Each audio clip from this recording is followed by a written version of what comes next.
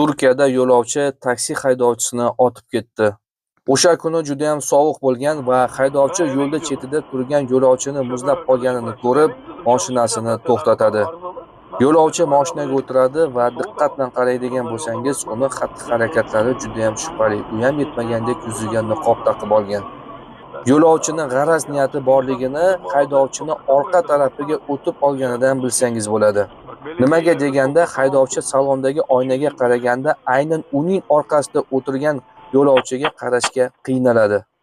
Haydovchi deyarli 90% yo'lovchi nima qilayotganligini ko'rmaydi. Nomard manzilga yetib kelgandan keyin haydovchini orqa tarafdan bir necha marta otib tashlaydi. Haydovchini otib tashlagan notanish yo'lovchi uning kiyimlarini va narsalarini titkilashni boshlaydi. Agarda notanish yo'lovchini mashinangizga chiqazayotgan bo'lsangiz va u orqa tarafga o'tiradigan bo'lsa, hech qachon o'zingizni orqa tarafingizga o'tkazmang, ya'ni yon tarafga o'tkazing. Shunda siz uni bemalol oyna orqali nazorat qilib ketishingiz mumkin. Ammo bu chora sizni faqatgina bir necha foizga xavfsiz qilishi mumkin. Eng yaxshisi esa notanish va shubhali bo'lgan kishilarni tungi paytda mashinaga chiqarish kerak emas. Yo'llarda ehtiyot bo'ling va o'zingizni asrang.